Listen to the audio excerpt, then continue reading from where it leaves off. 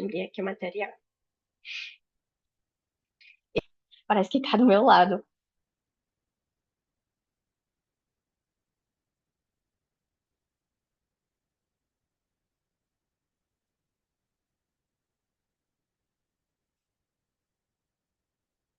Um minutinho.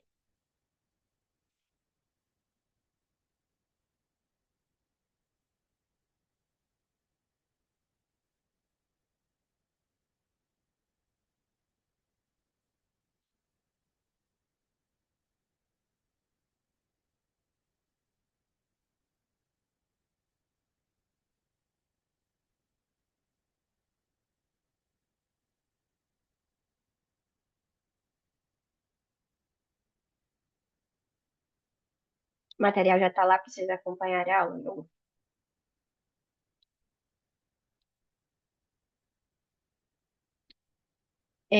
Também me avisem se tá tudo ok com o slide. Vocês estão conseguindo me ouvir? Se estão conseguindo ver o slide, para eu não iniciar e ter alguém sem ver.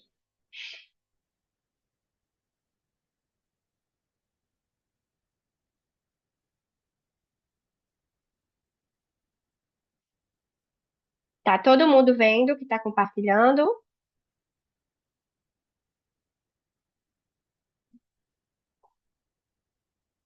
Certo, tá bom. Vamos lá. Essa aula de hoje aqui é um salva-vida para vocês, porque eu trouxe o quê? Eu trouxe alguns exemplos de argumentos, né, e repertórios versáteis para a gente estar utilizando aí na redação. Por que que a gente deve utilizar argumentos e repertórios versáteis? Vamos pensar um pouquinho sobre isso? Porque eu acho que esse tempo todinho, né, esse ano ao longo da oficina, vocês já devem ter percebido que tem temas que nós ficamos um pouco mais restritos com esses temas. Ou seja, a gente fica um pouco mais limitado com relação aos argumentos que a gente utiliza. Vocês percebem que tem tema que tem pouquíssimos argumentos para a gente debater? E aí, nesses determinados momentos, caso dê um branco no dia da prova, a gente recorre aos repertórios e os argumentos versáteis, tá certo? Justamente por isso, o intuito da aula de hoje é fazer com que vocês tenham essas cartas na manga para o dia da prova. Eu tenho certeza que pelo menos um desses repertórios que tem aqui dá para ser utilizado no dia da prova, tenho certeza. Sabe por que eu sei disso?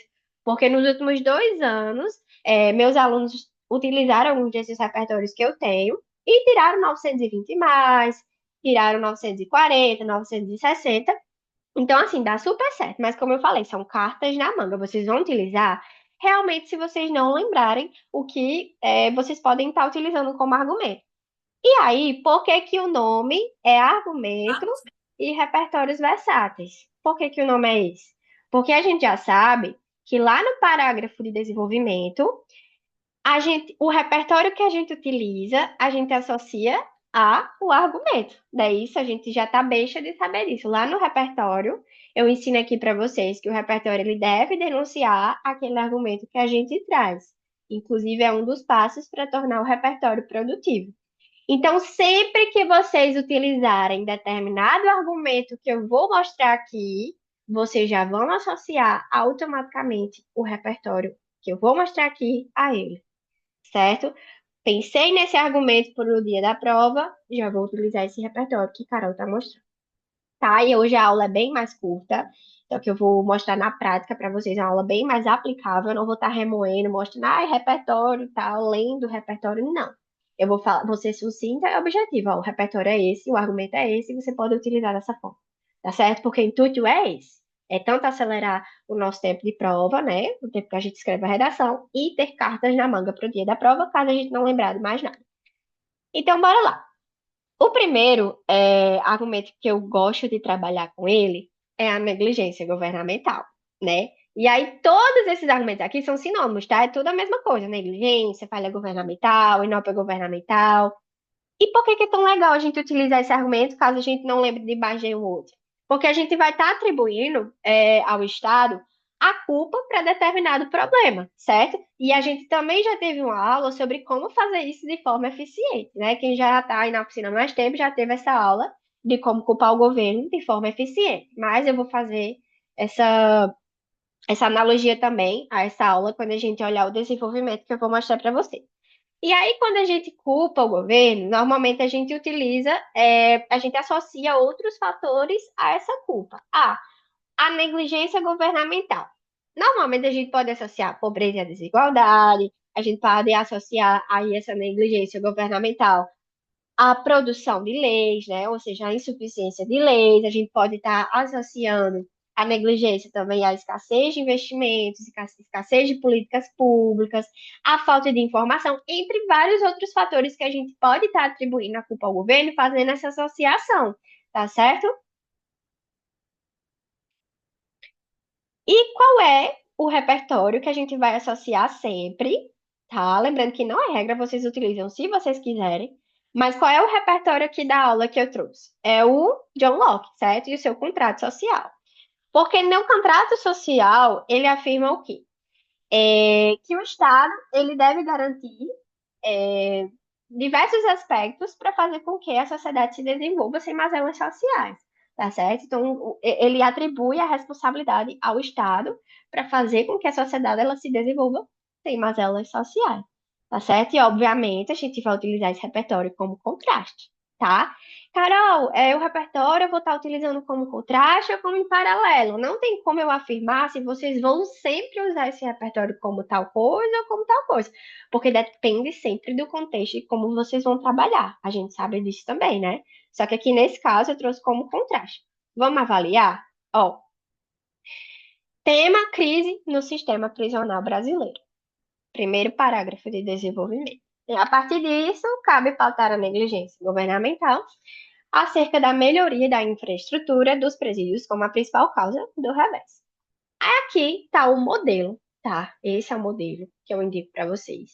Sobre esse viés, de acordo com o contrato social postulado pelo iluminista John Locke, as autoridades administrativas de um país devem agir de maneira condizente e garantir os direitos básicos de dignidade e de qualidade de vida, com o intuito de fazer os indivíduos se desenvolverem sem mazelas sociais. Como eu falei, vocês vão utilizar esse repertório como contraste e mostrar que esse contrato social estabelecido por John Locke não está sendo cumprido, tá? Todavia, é possível visualizar um descumprimento do contrato em virtude da ausência de políticas estatais. Aí é que mora a sacada desse repertório, tá certo? Porque após vocês fazerem essa transição e mostrar que não está tendo cumprimento, né, do contrato, que vocês vão mostrar o que é que o governo está deixando de fazer, que é a pergunta que a gente tem que sempre responder quando a gente culpa o governo, não é isso? O que é que o governo está deixando de fazer nessa situação desse desenvolvimento aqui, ó? Ele está deixando de desenvolver políticas estatais que possam aprimorar os espaços de reclusão, visto que muitos deles ainda encontram-se sem acomodações suficientes, sujos e lotados. Gente, como eu falei, a aula de hoje é mais curta e eu não vou me estender, eu vou direto ao ponto, tá certo? Caso vocês não entendam algum repertório, por favor, não falem no chat, porque eu não consigo ver muito chat aqui, só se realmente eu der um tempo. Então, se possível, se surgir alguma dúvida, pode ligar o microfone, não tem problema nenhum. Pode ligar o microfone e fazer a pergunta pra gente. Tá compartilhando aqui os conhecimentos, certo? Eu não tenho problema nenhum de vocês interromperem a aula. Eu tô aqui para isso, também estou aqui para tirar dúvidas de vocês, certo? Então, primeiro argumento com negligência governamental, já foi. Esse segundo argumento aqui, eu gosto muito dele. Gosto muito dele, porque ele é muito versátil. Muito versátil. Sabe por quê? Porque vamos parar um pouquinho para pensar, certo? É, Vocês já perceberam que a maioria dos problemas que a gente vê hoje, né, que foram reduzidos ao longo do tempo, eles só foram sendo reduzidos e solucionados com o passar do tempo por causa da mobilização da sociedade? A gente vê, por exemplo, o racismo hoje em dia, claro que ele ainda existe, mas ele tem um impacto muito menor do que em épocas antigas, certo? Ele era muito mais forte. Por que será que reduziu? Porque as pessoas foram para as ruas, fizeram debate, se manifestam por causa daquele problema. Imagina, então, o que é que acontece com um problema se a gente se omite, se a gente vive na omissão social, se a gente vive na inércia social, se existe a escassez dessa mobilização social ou se existe essa falha na mobilização social. E é tudo a mesma coisa. O que é que esse argumento quer dizer? Quer dizer que o indivíduo, né, a sociedade, ela não se mobiliza para a resolução daquele problema. Entendeu? Então, o nosso argumento vai se pautar nisso, na falta de ação da sociedade, tá certo? E aí, vamos lá. Qual é o repertório que eu sempre gosto de associar a este argumento? Habermas, tá? Porque o que é que Habermas ele afirmava? Ele afirmava que a gente deve utilizar as nossas principais esferas comunicativas atuais para haver dessa ação comunicativa. Porque para ele, quanto mais a gente discute, quanto mais a gente se mobiliza em prol de um problema que é invisibilizado, mais facilmente a gente pode reduzir esse problema. Vê como é versátil? Porque chega lá um tema, né? Chega lá qualquer tema. Aí você fala que a sociedade não se mobiliza em prol disso. Tem como um corretor ele ir contra o que você está falando? Não tem, porque é o ponto de vista seu. Na sua opinião, a sociedade ela não se manifesta diante daquele problema. Mas é óbvio que a gente tem que saber utilizar esse argumento direitinho e também tem que saber argumentar para não ficar uma coisa bem é, superficial, né? A gente tem que saber utilizar bem. Eu vou mostrar para vocês.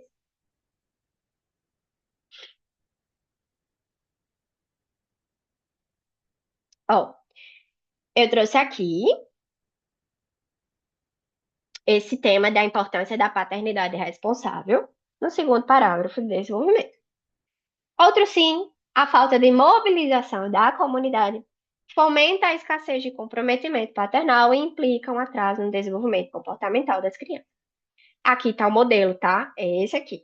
Nessa conjuntura, o pensador Habermas, em seu conceito de ação comunicativa, afirma a importância de disseminar informações sobre assuntos pouco debatidos, com a intenção de torná-los mais visíveis e, dessa forma, solucioná-los. Você vê que a gente vai utilizar aqui de novo como contraste, né? Porque a gente vai afirmar que essa teoria de Habermas da ação comunicativa não está sendo aplicada por causa da ou por causa da escassez de ação da sociedade, tá certo? Falta de mobilização da sociedade, mesma coisa. Então, nessa perspectiva, a realidade brasileira se distancia da ideia proposta por Habermas. Por quê? Tendo em vista a necessidade de manifestação na coletividade e nas redes digitais em relação à importância da presença masculina na criação do pueril para o desempenho cognitivo e emotivo desse grupo, tá? Eu quero abrir um parêntese muito importante sobre esse modelo, tá? De omissão da sociedade. A gente não viu que no argumento de negligência governamental, a gente precisa mostrar onde o governo está deixando de agir, o que, que ele está deixando de fazer, e deixar explícito isso no desenvolvimento, do mesmo jeito aqui no argumento de falta de mobilização da sociedade. A gente precisa mostrar, né, que essa teoria de Habermas não está sendo aplicada e mostrar o porquê, onde está sendo essa ausência de debates. Isso dá uma credibilidade muito grande para a nossa argumentação. Então, você vê aqui, ó, que a gente especifica justamente nessa parte, ó, na coletividade e nas redes digitais. E aí a gente fala o que é que está sendo deixado de ser o que está sendo deixado de ser debatido, né? Por exemplo, o que não está sendo debatido? Aí aqui ela explica a importância da presença masculina na criação do pueril. Então, para que a gente deixe esse repertório bem legal, né, esse desenvolvimento bem legal e não fique algo superficial, a gente tem que usar esses mecanismos. Falar onde está sendo a ausência do debate, o que é que está sendo deixado de ser debatido, né? Tudo bem? Não vou ler o resto também. Vamos só focar no que importa aqui na aula de hoje. Dúvidas? Eu vou abrir o chat. Não dá para ver muito bem, mas nenhuma dúvida até agora. Show.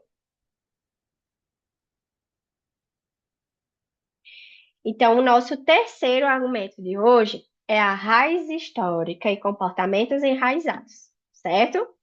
Muito legal, argumento muito legal também, certo? Porque se a gente parar para pensar,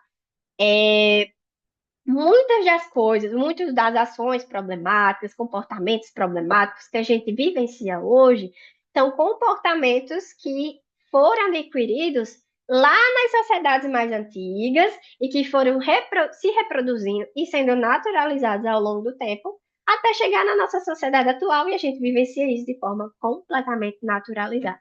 Entenderam? E é justamente isso que fala é, Bourdieu sua teoria do hábitos, né?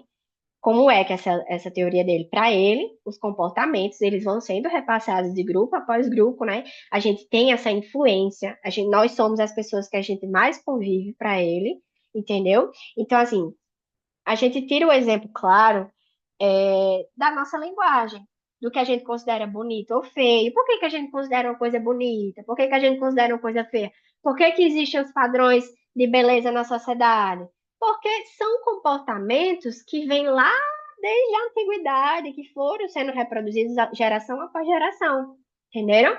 E chega hoje, a gente vive algo tão naturalizado que a gente não percebe que esses problemas estão enraizados e que também a gente precisa detê-los, né?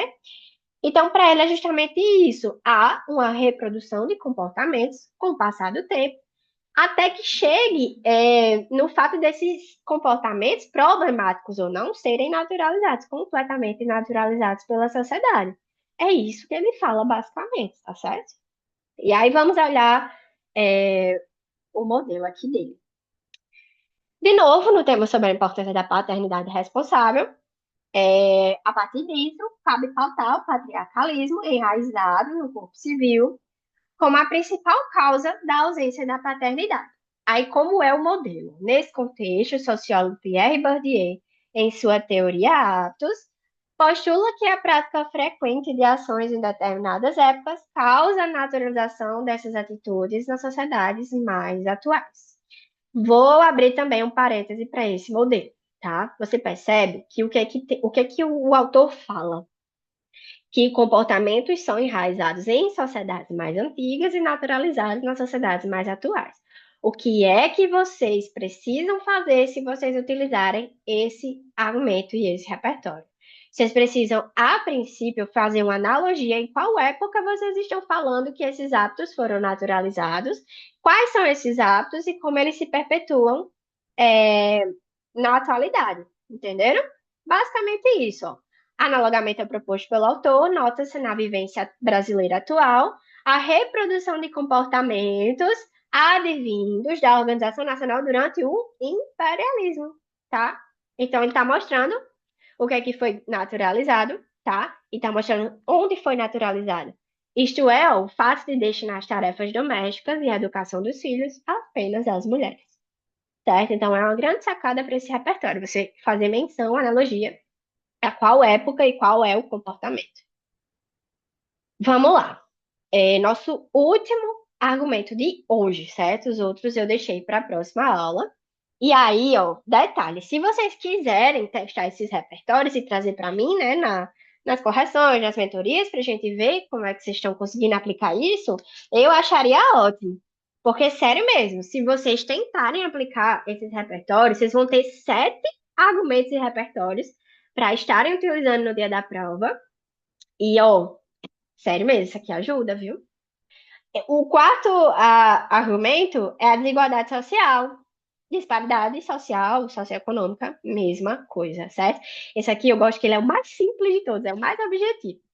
E aí a desigualdade ela pode estar presente na maioria dos temas de cunho social, tá certo?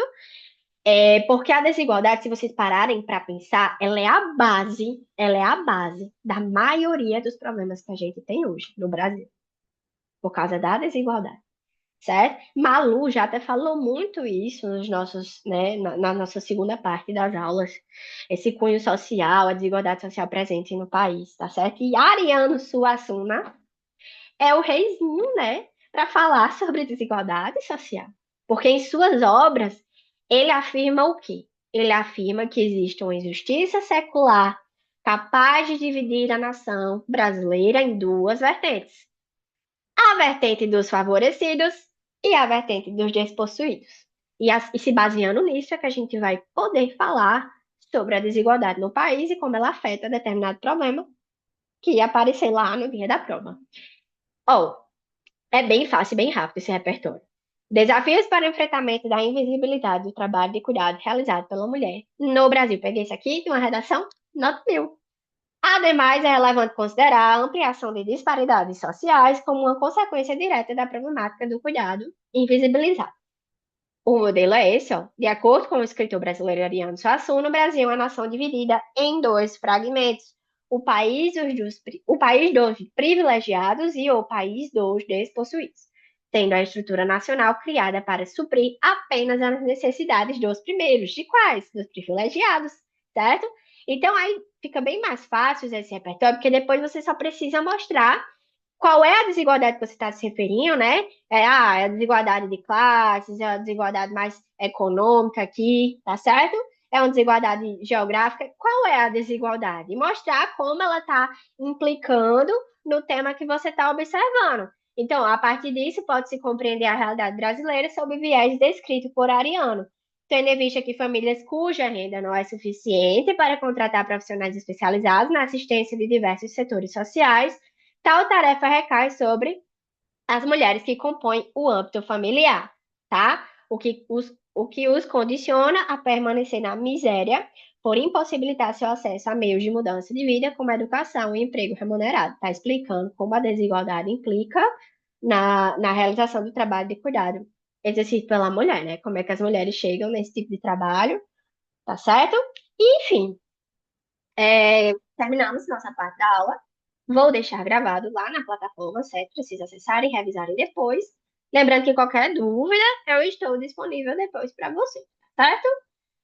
Vou deixar a segunda parte da aula com o Malu. Vamos debater muitas coisas interessantes também, tá bom?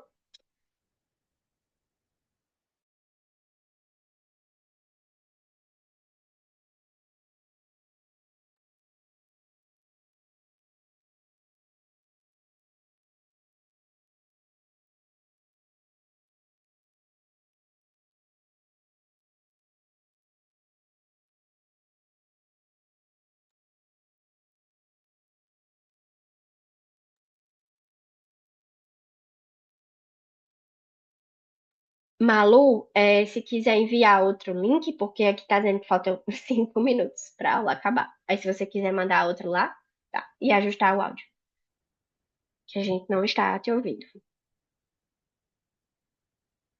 Tá. Valeu, galera.